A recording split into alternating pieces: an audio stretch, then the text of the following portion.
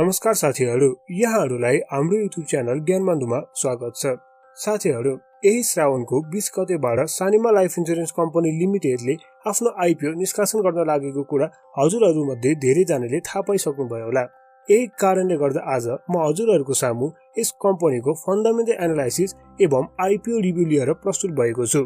यानी यस कम्पनीको आइपिओ को बारेमा के यसले कति किता आइपिओ इस्यु गर्न लागेको लगायतका आइपिओ सम्बन्धी कुराहरु, आइपिओ बाट उठेको पैसालाई यस कम्पनीले कहाँ इन्भेस्ट गर्ने प्लान गरिरहेको छ, यस कम्पनीको बिजनेस मोडल के हो, यस कम्पनीको पास्ट यानी विगतको फाइनान्शियल परफर्मेन्स कस्तो थियो र अब फ्युचरमा फाइनान्शियल परफर्मेन्स कस्तो हुनेवाला छ, यस कम्पनीको रिसेन्ट यानी हालसालै आएको 2077-78 को थर्ड क्वार्टरको रिपोर्ट कस्तो आएको छ, यस कम्पनीको म्यानेजमेन्ट कस्तो छ, यस कम्पनीको सेकेन्डरी मार्केटमा प्राइस कतिसम्म जान सक्छ त, र यसको लागि हामीले लाइफ इन्स्योरेन्स सेक्टरकै अर्को कम्पनी यानी ज्योति लाइफ इन्स्योरेन्स कम्पनीसँग यस कम्पनीको फन्डामेन्टल कम्पेयर गरेका छौं र यसको आधारमा यस कम्पनीको प्राइस कतिसम्म पुग्न सक्छ त्यो भनेका छौं।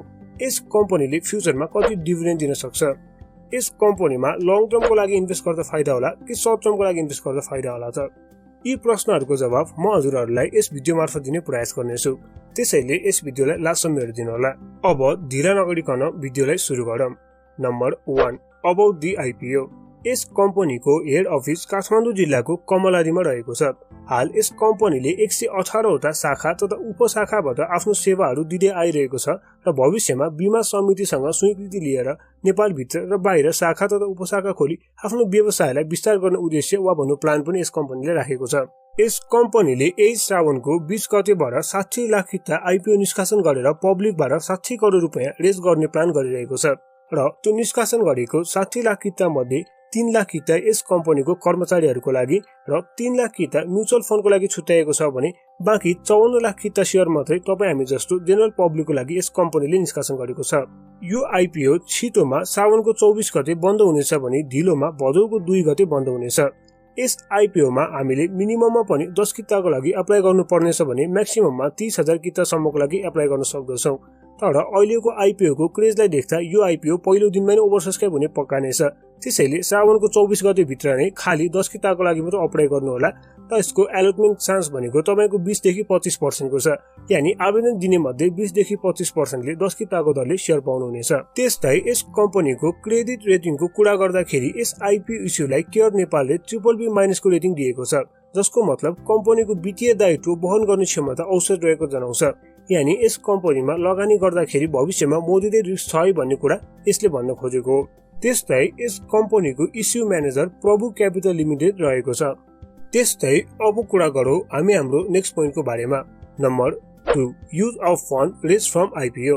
यस कम्पनीले आइपिओ मार्फत उठाउन लागेको जुन 60 करोड रुपैयाँ छ त्यसको 25% यानी 15 करोड रुपैयाँ यस कम्पनीले नेपाल सरकारको ऋण पत्र तथा विकास ऋण पत्रमा इन्भेस्ट गर्नेछ। 40% यानी 24 करोड रुपैयाँ यस कम्पनीले विभिन्न कमर्सियल ब्याङ्कहरुमा एफडी यानी फिक्स्ड डिपोजिटमा राख्नेछ।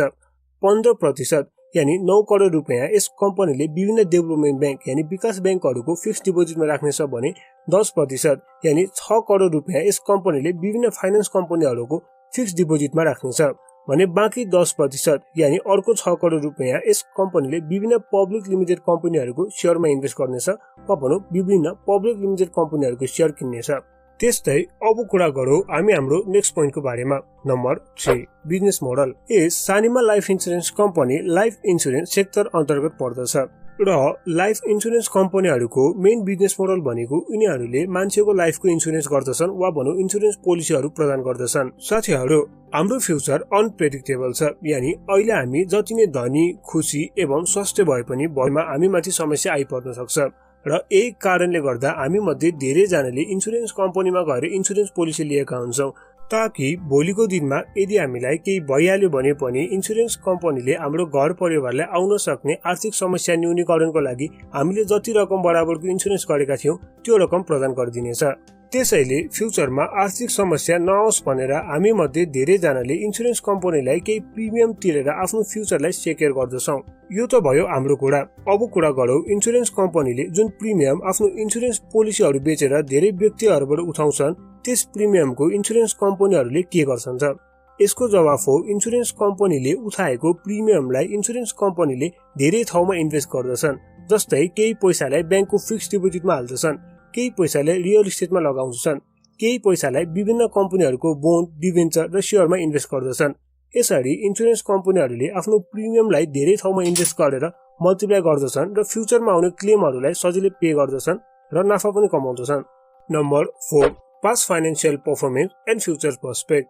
अब कुरा गरौँ यस कम्पनीको पास्ट यानी विगतको फाइनेन्शियल परफर्मेन्स कस्तो थियो र अब फ्युचरमा फाइनेन्शियल परफर्मेन्स कस्तो हुन सक्छ भनेर।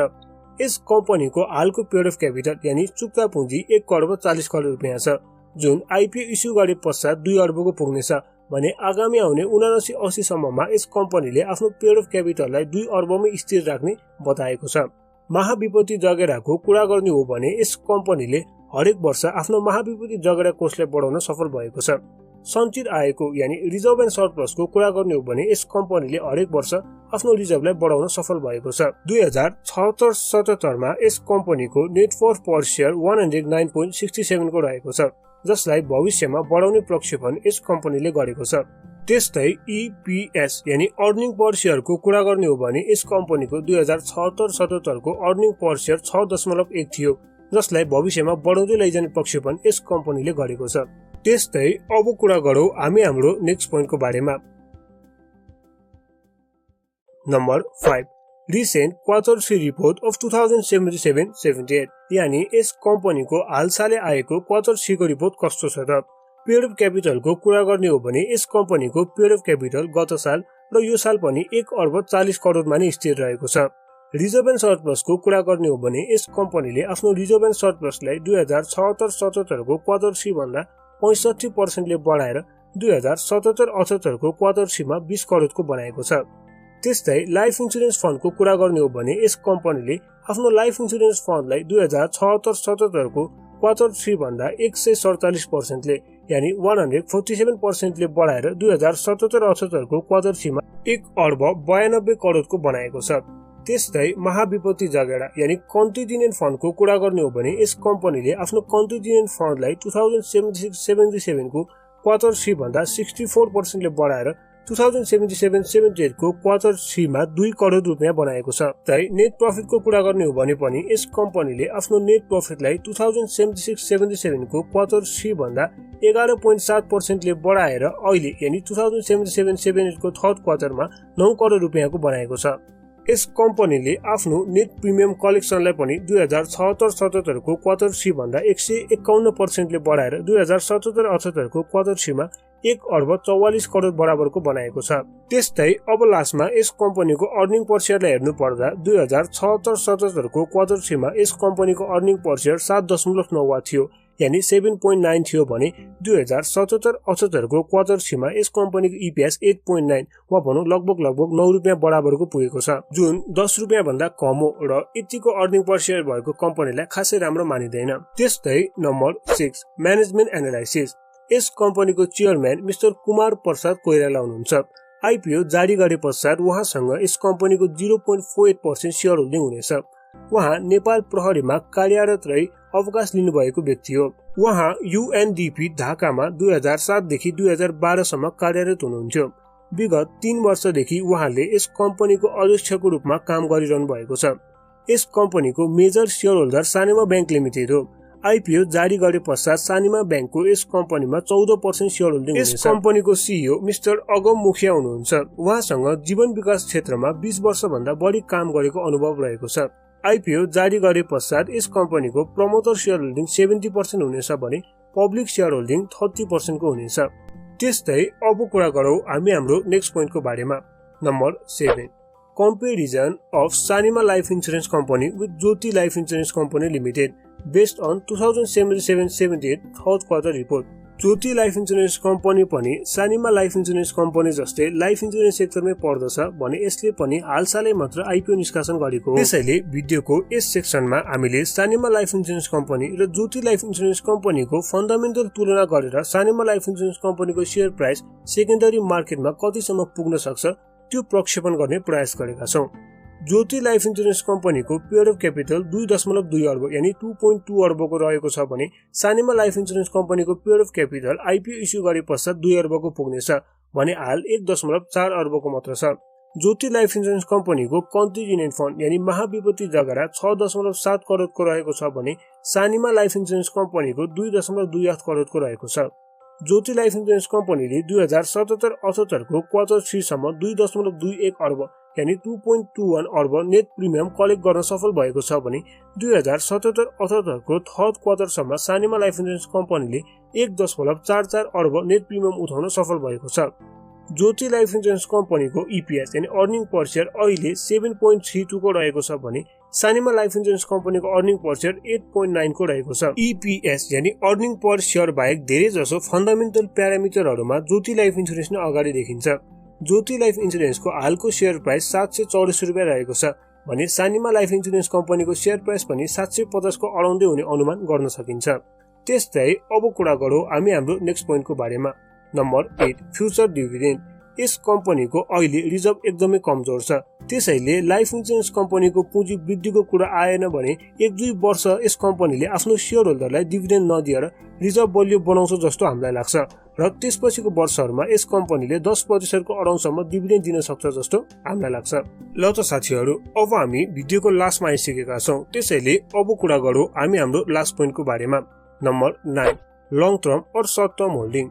यस कम्पनीको हालको नेटवर्थ 109.67 रहेको छ, त्यसैले यस कम्पनीले नेप्सेमा ओपनिङ रेन्ज 109 देखि 329 को बीचमा पाउनेछ र चाँडै नै यस कम्पनीको शेयर प्राइस बढेर 700 प्लस पनि अवश्य पुग्नेछ।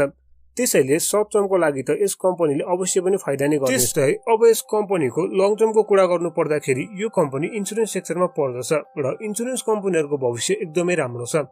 धेरै व्यक्तिहरुले इन्स्योरेन्स गरेका नै छैनन् र जतिले गरेका छन् उनीहरुले पनि आफ्नो क्षमता भन्दा कमको इन्स्योरेन्स पोलिसी लिएका हुन्छन्। भर्खरै गएको आर्थिक वर्षसम्ममा सरकारले इन्स्योरेन्सलाई नेपालको 1/3 जनतासम्म पुर्याउने टार्गेट राखेको थियो, यानी 33% जनतासम्म पुर्याउने टार्गेट राखेको थियो, तर त्यो टार्गेट पूरा हुन सकेन र 30% सम्म मात्र पुगेको छ।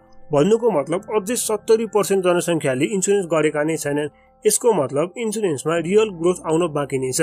यस कारणले गर्दा इन्स्योरेन्स कम्पनीहरुले आफ्नो बिजनेस फ्युचरमा धेरै बढाउन सक्छन् र यो कम्पनीको म्यानेजमेन्ट धेरै सक्षम र एक्सपिरियन्स छ, जुन हामीले अघि म्यानेजमेन्ट एनालाइसिसमा पनि चर्चा गर्यौं। यस्तो एक्सपिरियन्स म्यानेजमेन्टले इन्स्योरेन्स सेक्टरको जुन बिजनेस ग्रोथ फ्युचरमा हुनेवाला छ त्यो ग्रोथको फाइदा अवश्य पनि लिन सक्छ जस्तो हामीलाई लाग्छ। त्यसैले लङ टर्म वा भनौं फ्युचरमा यस कम्पनीको ग्रोथ पनि राम्रै हुनेछ र यस कम्पनीले राम्रो रिटर्न पनि दिनेछ। तर अहिलेको 1-2 वर्ष भने यदि बीमा समितिले लाइफ इन्स्योरेन्स कम्पनीहरुले पुँजी बढाउनु पर्छ भन्ने प्रावधान ल्याएन भने यस कम्पनीले केही पनि दिने छैन र त्यसपछि भने डिभिडेन्ड दिँदै जानेछ भन्ने हामीलाई लाग्छ।